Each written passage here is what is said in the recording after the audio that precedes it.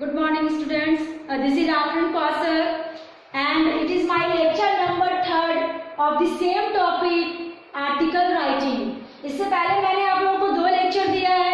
First lecture में मैंने आप लोगों को आर्टिकल राइटिंग के रूल्स को बताया और सेकंड लेक्चर में मैंने आप लोगों को एक डेमो दिया था कि आर्टिकल राइटिंग कैसे लिखा जाता है और आप लोगों को एक होमवर्क भी दिया था एंड आई होप कि आप लोगों ने ये होमवर्क कंप्लीट किया होगा. तो आज हमारा ये लेक्चर नंबर 3rd में एक और क्वेश्चन हम लोग देखेंगे सेम आर्टिकल राइटिंग के ही टॉपिक पे. क्वेश्चन क्या कह रहा है देखिए, right an article on the topic communal harmony in about 125 to 150 words. कह रहा है आर्टिकल राइटिंग तैयार कीजिए किस टॉपिक पे, communal harmony. Communal harmony means क्या होता है, सांप्रदायिक एकता, जहाँ पे अलग अलग धर्म, अलग अलग कास्ट, अलग अलग समुदाय के लोग एक जगह मिलजुल कर रहते हैं, उसी को कॉम्युनल हार्मनी कहते हैं. ठीक है, तो कॉम्युनल हार्मनी हमारे इंडिया में सबसे ज्यादा पाया जाता है. तो इसी कॉम्युनल हार्मनी, ये बहुत ही इंपॉर्टेंट टॉपिक है स्टूडेंट. पिछले एग्जाम में इसी टॉपिक को दिया गया था कि कॉम्युनल हार्मनी पे एक आर्टिकल तैयार कीजिए. तो आप लोगों को भी मैं ये आर्टिकल लिखवा दे रही हूँ, आप लोग उसको अच्छे से पढ़िएगा. And you are sign as ABC. आपका नाम यहाँ क्या दिया गया है, ABC. मतलब लास्ट में जब आप अपना बाई लिख कर अपना नाम डालोगे तो आपको क्या पुट करना है, ABC. ठीक है, तो आपका टॉपिक क्लियर हो गया है, communal harmony. It is the topic of the article writing. और मैंने आप लोगों को फर्स्ट वीडियो में बताया था कि कोई भी टॉपिक पे आर्टिकल लिखने से पहले हमें ये याद रखना है कि title must be written in capital letter. तो जो हमारा टॉपिक है कॉम्युनल हार्मनी, उसे हमें अपने पेज के मिडिल में लिखना है और सारा वर्ड्स कैपिटल होना चाहिए. देखिए हमने लिखा है कॉम्युनल हार्मनी. आज इसी टॉपिक पर हम स्टार्ट कर रहे हैं. उसके बाद मैंने आप लोगों को बताया था कि एक लाइन छोड़कर हम लोग अपना लिखने का कार्यक्रम स्टार्ट करते हैं. ये भी मैंने आप लोगों को बताया था कि the whole article writing divided into 3 paragraphs. First paragraph that is called introduction. तो पहला पैराग्राफ में हम लोग कॉम्युनल हार्मनी क्या होता है उसको इंट्रोड्यूस करेंगे. Okay, listen to me carefully. It is the universally acknowledged truth that the biggest trait of the unity in diversity of a country is called communal harmony. Yes, कह रहा है ये पूरा यूनिवर्सल ट्रूथ है. आपको भी ये बात मानना पड़ेगा कि यूनिवर्सली ट्रूथ यही कहता है कि सबसे बड़ा, हमारे इंडिया की अगर बात करते हैं तो सबसे बड़ा ट्रूथ क्या है, unity in diversity. It is an important sentence. Unity in diversity. Unity means होता है एकता और डाइवर्सिटी मीन्स होता है विविधता. यस, तो विविधता में एकता पाना. अलग अलग कल्चर, अलग अलग समुदाय, अलग अलग कास्ट के लोगों के अलग अलग नियमों के होने के बावजूद भी उनके बीच में एकता रहती है. That is called communal harmony. Communal harmony किसे कहते हैं, यूनिटी इन डाइवर्सिटी. विविधता में एकता, अनेकता में एकता है. सबका डिफरेंट डिफरेंट कास्ट, और कास्ट अगर अलग है तो ऑब्वियस सी बात है सबका नियम भी अलग अलग होगा. पूजा करने का तरीका, खाने का तरीका, कपड़े पहनने का तरीका, ठीक है, भगवान के प्रति निष्ठा दिखाने का तरीका, लेकिन इतना कुछ अलग अलग होने के बावजूद भी हमारे बीच एकता है. That is called communal harmony. Communal harmony इसे ही कहते हैं. आई डोंट थिंक यहाँ आप लोगों को कोई प्रॉब्लम होगी. कॉम्युनल हार्मनी क्लियर हो गया. बस ये वर्ड याद रखिएगा, unity in diversity. Okay, it is also known to all that India, our nation, is a land of communities and religions. ये सब लोग बेहतर जानते हैं. all of you know very well that India, अगर हमारे देश इंडिया की बात करते हैं, our nation, हमारा राष्ट्र जो है वो किस प्रकार का धरती है, communities and religions. आपको यहाँ अलग अलग communities, अलग अलग समुदाय के लोग मिलेंगे, अलग अलग रिलीजन के लोग मिलेंगे, अलग अलग धर्म, अलग अलग जाति के लोग मिलेंगे. It is only one and only India. India ही एक ऐसा देश है जहाँ आपको different different caste, different different communities, different different religions के लोग मिलेंगे. There is a great diversity. और जब अलग अलग प्रकार के लोग मिलेंगे, अलग अलग कास्टिज्म के लोग मिलेंगे, तो यहाँ पे सबसे बड़ा क्या देखने को मिलता है, ग्रेट डाइवर्सिटी. बहुत हम लोग के बीच में भिन्नता है, हम लोग के आपस में बहुत ज्यादा विविधता है. इन आवर मैनर्स, हम लोग का जो मैनर है, तौर तरीका है, हम लोग का पूजा करने का तरीका है, एंड आवर कस्टम, हम मानते हैं। हिंदू धर्म किसी और चीज को फॉलो करते हैं, मुस्लिम धर्म किसी और चीज को फॉलो करते हैं, पंजाबी लोग किसी और तरह से पूजा करते हैं, तो सिख लोग किसी और तरह से पूजा करते हैं, क्रिश्चियन लोग किसी और तरह से पूजा करते हैं। इंडिया में, इंडिया ही एक ऐसा कंट्री है जहां आपको मैनर्स और कस्टम्स में काफी ज्यादा डाइवर्सिटी देखने को मिलता है। Each state of our nation possesses different languages, different types of manners and way of living। ना कि हम इंडिया का कोई एक स्टेट की बात कर रहे हैं, बल्कि each state of our nation, हमारे राष्ट्र का हर एक स्टेट की अगर हम लोग बात करते हैं तो आपको हर एक जगह पे सब कुछ डिफरेंट मिलता है। थोड़ा सा आप अपने झारखंड को छोड़कर कहीं और चले जाइए, लैंग्वेज तुरंत चेंज हो जाएगा। डिफरेंट टाइप्स ऑफ मैनर्स, उन लोग का रहने का जो तौर तरीका है वो भी बिल्कुल डिफरेंट हो जाएगा। एंड वे ऑफ लिविंग, उन लोग का रहन सहन, खाना पीना जो है वो टोटली डिफरेंट हो जाता है। तो अलग अलग स्टेट में अलग अलग लैंग्वेज, अलग अलग रहन सहन, अलग अलग खान पान, अलग अलग पूजा पाठ करने का तरीका तुरंत से डिफरेंट हो जाता है। Yes, and however despite this we are all Indians. सोचिए, इतना विविधता होने के बावजूद भी, इतनी अनेकता होने के बावजूद भी वी आर ऑल इंडियन।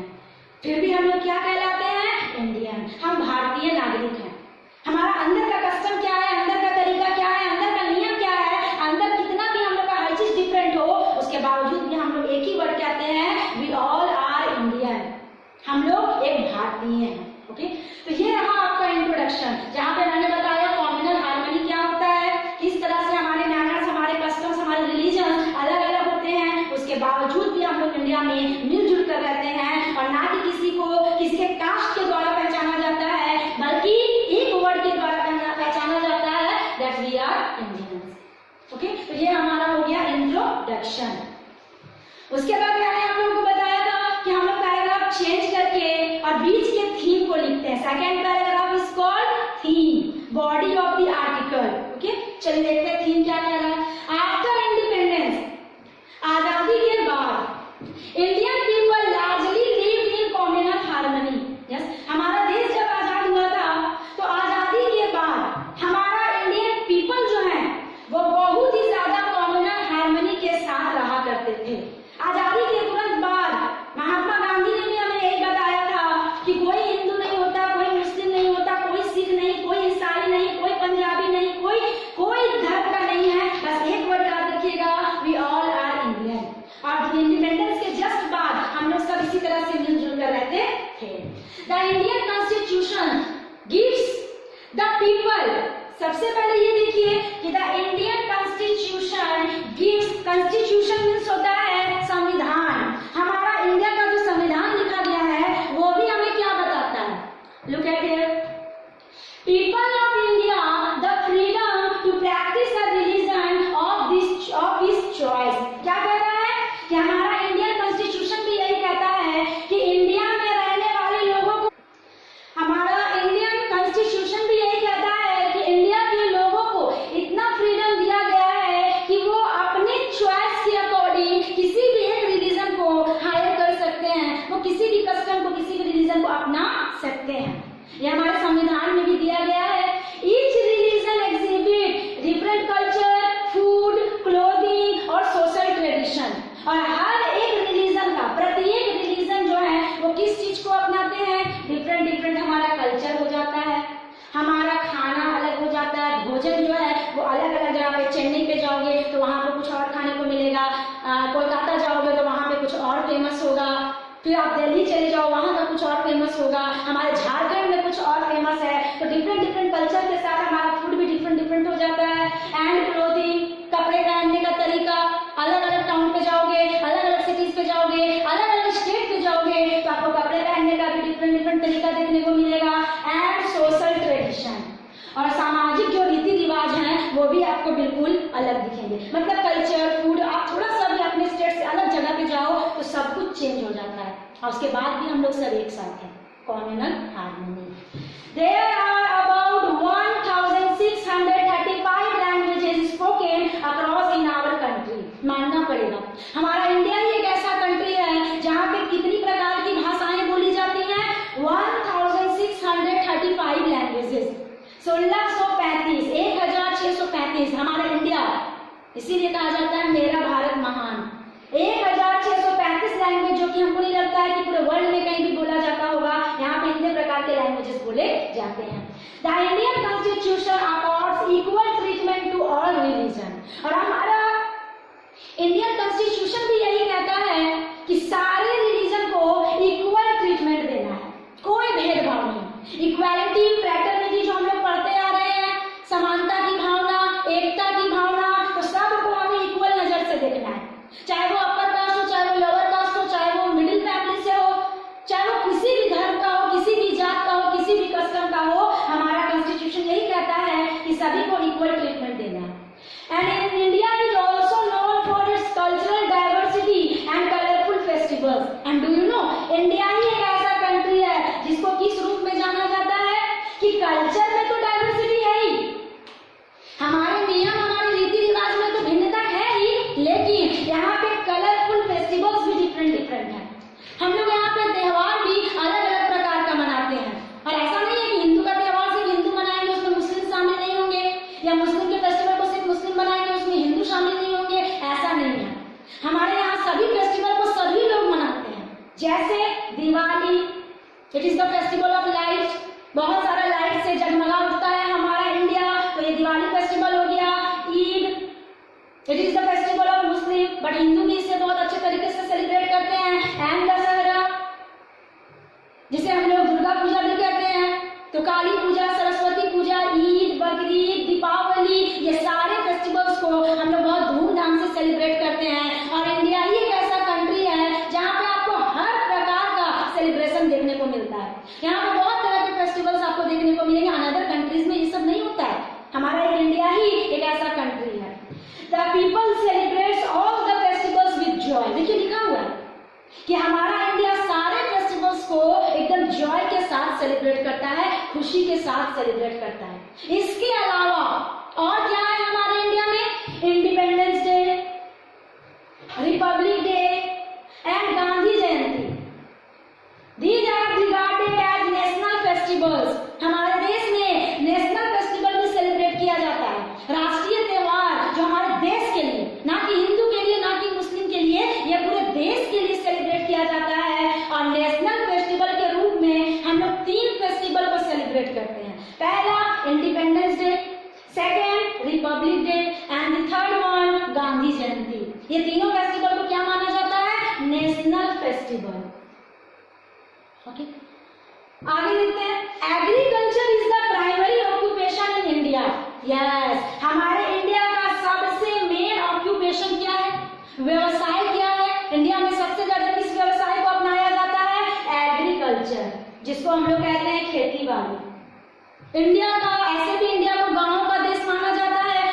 यहाँ पे टाउन सिटीज और बड़े बड़े बिल्डिंग्स और बड़े बड़े फैक्ट्रीज से कहीं ज्यादा खेत है, तो खेती करना, किसानों के द्वारा अनाज उगाना, ये यहाँ का सबसे मेन और प्राइमरी ऑक्यूपेशन माना जाता है। और यही कारण है कि there are lots of harvest festival in our country. Harvest festival means जब हम लोग धान काटते हैं, धान लगाते हैं, बीज बोते हैं, तो उनके भी फेस्टिवल सेलिब्रेट किए जाते हैं। हार्वेस्टिंग फेस्टिवल भी बहुत सारा होता है, धान लगाने के समय, फिर अनाज को काटने के समय, फिर अनाज को निकालने के समय, जो हम लोग डिफरेंट फेस्टिवल बनाते हैं। सोचिए, कोई ऐसा कंट्री नहीं होगा जहाँ पे खेती बाड़ी करते समय भी फेस्टिवल सेलिब्रेट किया जाता है। It is one and only India. India में हार्वेस्टिंग फेस्टिवल्स भी सेलिब्रेट किए जाते हैं इन देयर फील्ड, अपने खेतों में वो लोग सेलिब्रेट करते हैं। Okay, the food variety in India is also diverse. अगर हम लोग खाने की बात करते हैं तो फूड वेराइटी जो है वो हमारे इंडिया में और ज्यादा डिफरेंट है। अलग अलग जगह पे आपको अलग अलग प्रकार के भोजन मिलेंगे, कहीं पे कुछ फेमस है, कहीं पे कुछ फेमस है। कहीं पे आपको इडली सांभर मिलेगा इन चेन्नई, तो केरला में कुछ और फेमस है, तमिलनाडु में कुछ और मिलेगा, कैलकाटा में कुछ और मिलेगा। कैलकाटा में आप जाओगे तो रसगुल्ला खाओगे। कहने का यही अर्थ है कि डिफरेंट स्टेट में हमारे खाने का जो वेराइटीज है वो भी डिफरेंट हो जाता है। As we know that the traditional women wear, do you know, यहाँ का क्लोथिंग, कपड़े पहनने का तरीका भी अलग अलग है, लेकिन हमारे इंडिया में ट्रेडिशनल ड्रेस किसको माना जाता है? यस, पूरे नियमों के साथ अगर यहाँ का सबसे फेमस ड्रेस वुमेन के लिए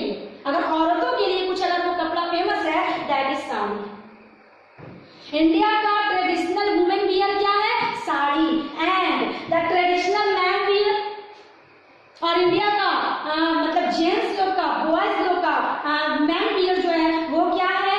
kurta and pyjama. Kurta and pyjama and another language one more thing, dhoti. तो यहाँ के वुमेन लोग जो है वो यहाँ का सबसे फेमस ड्रेस है साड़ी, और मैन लोग के लिए क्या है? कुर्ता पैजामा, और एग्जाम्पल मतलब ऑप्शन में धोती। तो ये यहाँ का सबसे फेमस ड्रेस, ठीक है। तो इतना कुछ हो गया हमारे इंडिया का कॉम्युनल हार्मनी के प्रति पॉजिटिविटी, कि हमारे इंडिया में इतना कुछ होने के बावजूद भी सब हम लोग एक साथ मिलजुल कर रहते हैं, राइट। यहाँ से हमने पैराग्राफ चेंज किया है, देखिए यहाँ पे हमने लाइन ड्रॉप किया है। मेरा जो पैराग्राफ है वो लंबा होते जा रहा था, मैंने आप लोग को बताया था कि अगर पैरा लेंथ बढ़ जाता है तो बीच में हम लोग उसको तोड़ सकते हैं। अब अगले पैराग्राफ में मैं आप लोग को प्रेजेंट डे की बात बताऊंगी कि इतना कुछ होने के बावजूद भी आज के डेट में क्या हो रहा है? जगह जगह पे जाति धर्म को लेकर लड़ाई झगड़ा हो रहा है, ठीक है। तो ओके, चलिए next paragraph. At present our country is facing many problems, ठीक है। हम लोग तो पास्ट में बहुत कुछ देख लिए कि हमारा इंडिया में इतना डाइवर्सिटी होने के बावजूद भी हम लोग सब कैसे मिलजुल कर रहते हैं, राइट। बट थोड़ा सा प्रेजेंट डे की बात करते हैं, तो नाउअडेज प्रेजेंट की अगर हम लोग बात करते हैं, our country is facing a lot of problems. हमारे कंट्री को बहुत सारे प्रॉब्लम्स को फेस करना पड़ रहा है, सच एज जैसे कि कास्टिज्म। आपको जगह जगह पे कास्ट में भेदभाव देखने को मिलता होगा, कोई हिंदू कोई मुस्लिम, इसमें लेकर के लड़ाई झगड़ा हो जाता है। कम्युनलिज्म, ठीक है, सबके समुदाय सबके वर्ग, पिछड़ा जाति ऊपर कास्ट नीचे कास्ट, ये सब को लेकर अपर सोसाइटी लोअर सोसाइटी को लेकर फाइट हो रहे हैं। करप्शन भ्रष्टाचार दिन प्रतिदिन बढ़ते जा रहा है। रॉबरी चोरी डकैती बहुत ज्यादा हो रही है। मर्डर तक होने लगा है। रेपिंग के केसेस बढ़ रहे हैं। किडनैपिंग बहुत ज्यादा हो रहा है, एंड सो और ना जाने क्या क्या, इतनी सारी केसेस जो आज के डेट में बढ़ती जा रही है। कास्टिज्म हो गया, कम्युनलिज्म हो गया, corruption, robbery, murder, rape and kidnapping, और इसके आगे भी ना जाने क्या क्या और हो रहे हैं। However, one of the biggest problem is communalism. Yes, इतना कुछ होने के बावजूद भी अगर हम देखते हैं तो सबसे बड़ा और बिगेस्ट प्रॉब्लम आज के डेट में क्या चल रहा है? कम्युनलिज्म, जिसके बारे में हम लोग आज पढ़ रहे हैं, राइट। आज के डेट में समुदाय को लेकर, वर्ग को लेकर, अपर कास्ट लोअर कास्ट को लेकर ऑलवेज जगह जगह पे आपको लड़ाई झगड़ा देखने को मिलता है। For which our dishonest leader are the root cause, और इन सब चीज के पीछे सबसे मेन जड़ कौन है? हमारे डिसऑनेस्ट लीडर, हमारे वो लीडर, वो नेता जो अपनी ऑनेस्टी को नहीं दिखाते हैं। वो लोग ईमानदार ना होकर के, वो लोग बेईमानी कर करके लोगों के बीच में क्या करते रहे? फूट डलवा दे रहे हैं, आपस में लड़वा दे रहे हैं। उनका मेन मकसद ही वही होता है, and they are the root cause, यही सबसे मेन जड़ है इन सब चीज का। They incite the people, incite means होता है अंदर से उकसाना। यस, क्या करते हैं वो लोग? कुछ नहीं करते हैं, फ्रंट में कभी नहीं आते हैं, वो लोगों को उकसा देते हैं टुवर्ड्स वायलेंस। इसके अगेंस्ट में, किसके आगे सपोर्ट में? वायलेंस के सपोर्ट में। वायलेंस मतलब होता है हिंसा, ठीक है, मतलब मार काट खून खराबा, ये सब के लिए क्या करते हैं? कॉमन पीपल को उकसा देते हैं, एंड कॉन्सिक्वेंटली और परिणाम स्वरूप रिजल्ट क्या निकलता है? The innocent people become the prime sufferer. Yes, जो इनोसेंट पीपल है, हमारे जो निर्दोष पीपल है, जो गरीब पीपल है, जो कॉमन पीपल है, वो क्या हो जाते हैं? सबसे ज्यादा सफर करते हैं। सफर होना मतलब पीड़ित होना, पीड़ा से गुजरना, दर्द से गुजरना। सब सीनियर्स का क्या है? लीडर्स का क्या है? और आग लगा दिए, साइड हो गए, बाकी बीच में मरता कौन है? Common people. नुकसान किसको होता है? गरीब लोगों को, आम आदमी को, ठीक है। The problem doesn't arise from a nation और स्टेट वेयर इज इंटायर, और ये प्रॉब्लम किसी एक स्टेट का नहीं है, किसी एक नेशन का नहीं है, कोई एक जगह का नहीं है, इट्स होल इंटायर। ये पूरे देश में धीरे धीरे बढ़ता जा रहा है, पूरे देश में फैलता जा रहा है। और हम लोग अलग अलग जात के प्रति हम लोग झगड़ा करते हैं, लेकिन अपने ही कास्ट में आदमी दो दो पार्ट में हर चीज को डिवाइड कर दिया है। अपने ही कास्ट में, एक कास्ट में भी दो दो चीज में डिवाइडेड है, अब उसमें फाइट नहीं होगा। जैसे देखिए, इन क्रिश्चियनिटी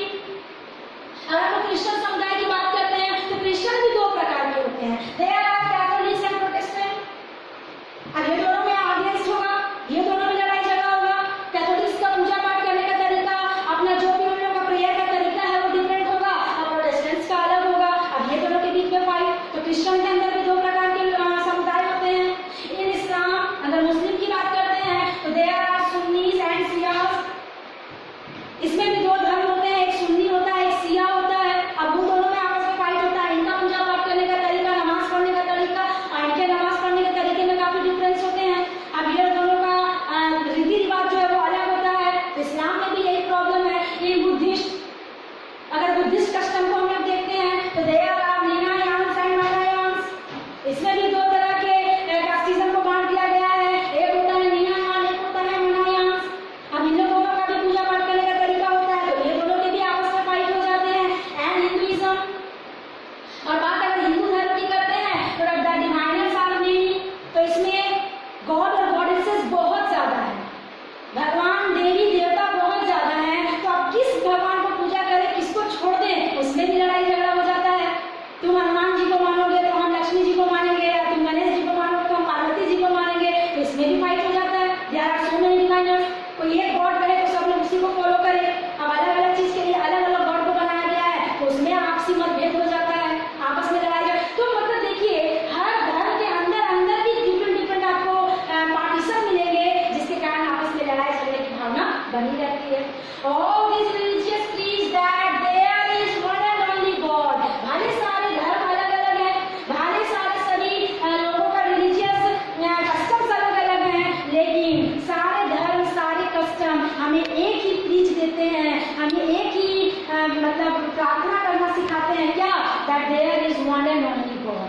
भगवान एक है, ना कि ये सिर्फ एक कस्टम के लोगों को बताया गया है। सारे धर्म के लोगों के बुक को आप ओपन करके देखिए, there are books in different customs। आप हर कस्टम के बुक को ओपन करके देखोगे तो हर बुक में सबसे पहला लाइन यही बताया जाता है कि there is one and only God। भगवान सिर्फ एक है, ठीक है। तो हम लोग जान रहे हैं कि भगवान एक है, तो फिर हम लोग इसको अलग अलग पार्ट में क्यों डिवाइड कर रहे हैं? Anyway, ये के बावजूद in praying to the one God there are difference and conflict। ये जानने के बावजूद कि भगवान एक है, तो एक गॉड का प्रेयर ना करते हुए हमारे बीच में क्या पैदा हो गया है? Difference and conflict. Difference means होता है अलग अलग प्रकार की भावना, और कंफ्लिक्ट मतलब होता है दुविधा, आपस में लड़ाई झगड़ा हो गया। तो यहाँ तक हमारा सेकेंड पैराग्राफ कंप्लीट हुआ। अब एक लाइन छोड़कर हम लोग लास्ट पैराग्राफ, जिसको कंक्लूजन कहते हैं, वो 2-4 लाइन में कंक्लूजन कर देंगे। चलिए देखिए क्या कहता है। In fact the time has come today of every right. अब ये समय आ गया है कि हम लोग अपने हर राइट्स के लिए फाइट करेंगे, हम लोग अपने अधिकार के लिए लड़ेंगे, अपने हक के लिए लड़ेंगे। एंड थिंकिंग सिटीजन, और एक सिटीजन होने के नाते, एक देश के नागरिक होने के नाते हमें किसके अगेंस्ट फाइट करना है? Communalism and anti national forces. जो हम लोग को देश के खिलाफ भड़काया जाता है, आपसी भेदभाव कराई जाती है, उसके लिए हम लोग फाइट करने का, उसके अगेंस्ट फाइट करने का दृढ़ संकल्प लेंगे, तभी ये भेदभाव की भावना खत्म हो सकती है। उसके बाद एक लाइन छोड़कर हमारा कंक्लूजन खत्म हुआ। अपने लेफ्ट हैंड साइड में बाई लिखकर अपना नाम, आपके क्वेश्चन में ABC दिया हुआ था, ABC लिख लेंगे and the article writing is finished.